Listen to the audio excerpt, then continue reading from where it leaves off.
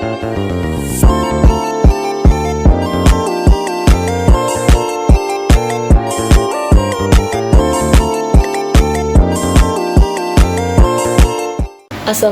warahmatullahi wabarakatuh. Perkenalkan, saya Vita Hidayatul Insani dengan NPM 2141-1173 dari Manajemen 21 Gabungan. Di video kali ini saya akan menjelaskan materi mengenai hakikat manusia dan perkembangannya. Untuk memenuhi sebagian tugas mata kuliah pengantar ilmu pendidikan, dosen pengampu Miss Rahmi Marsila Agus SPD MPD. Yang pertama, ada pengertian hakikat manusia. Hakikat manusia merupakan ciri-ciri karakteristik yang secara prinsipal membedakan manusia dari hewan. Hal ini termasuk akal pikiran, kemampuan bereksistensi, pemilikan kata hati, moral atau etika, kemampuan menghayati, kebebasan, kesediaan melaksanakan kewajiban, dan kemampuan menyadari diri.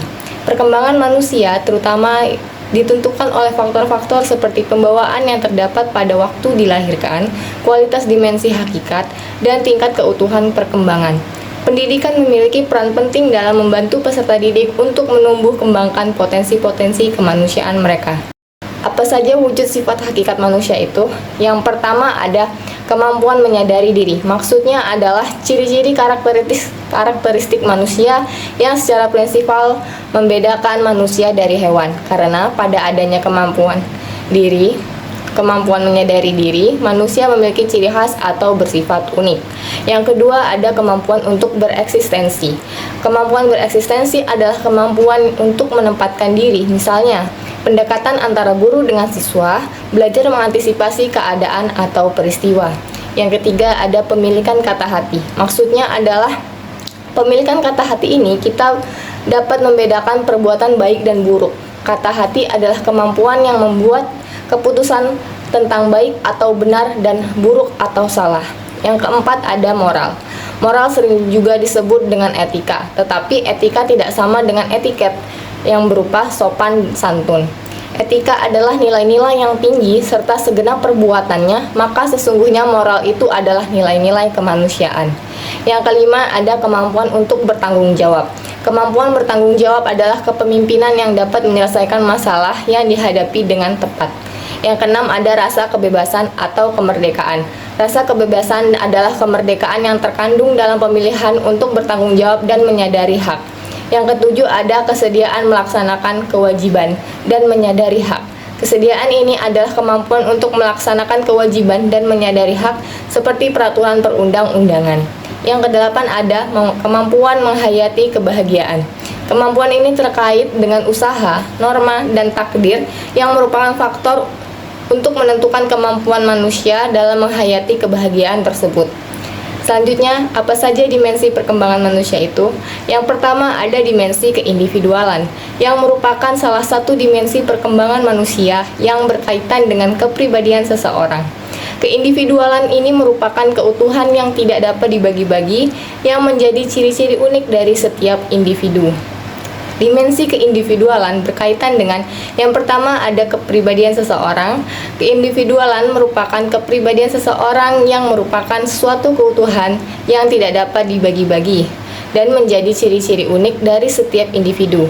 Yang kedua ada potensi individu. Setiap anak manusia yang dilahirkan telah dikaruniai potensi untuk mengembangkan diri mereka. Dimensi yang kedua ada dimensi kesosialan, yang merupakan salah satu dimensi perkembangan manusia yang berkaitan dengan sifat-sifat kemasyarakatan, seperti suka memperhatikan umum dan juga suka menolong. Kesosialan di sini bertujuan untuk membangun dan memperkuat hubungan antar manusia, serta membangun kemasyarakatan yang harmonis. Dimensi kesosialan terutama berkaitan dengan yang pertama ada sifat-sifat kemasyarakatan. Kesosialan di sini merupakan sifat-sifat kemasyarakatan yang memiliki sifat suka memperhatikan umum dan juga suka menolong. Yang kedua, hubungan antar manusia. Kesosialan ini bertujuan untuk membangun dan memperkuat hubungan antar manusia serta membangun kemasyarakatan yang harmonis. Yang ketiga, ada kecenderungan untuk masuk ke dalam masyarakat.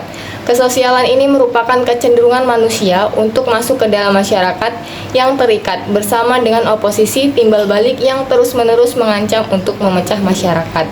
Dimensi yang ketiga ada dimensi kesusilaan, yang merupakan salah satu dimensi perkembangan manusia yang berkaitan dengan nilai-nilai yang mempengaruhi keputusan dan tindakan seseorang.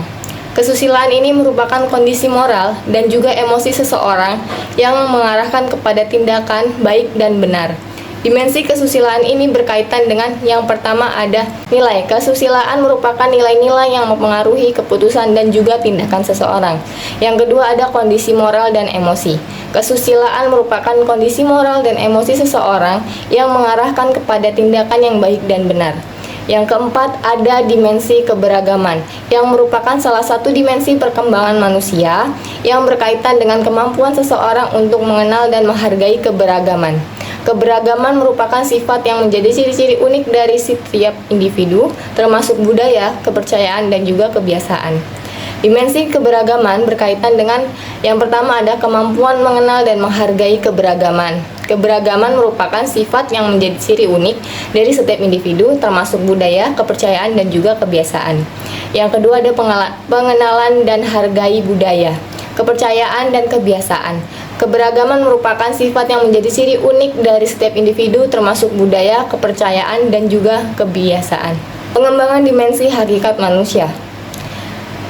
Ada dua pengembangan dimensi hakikat manusia. Yang pertama, pengembangan dimensi hakikat manusia yang utuh.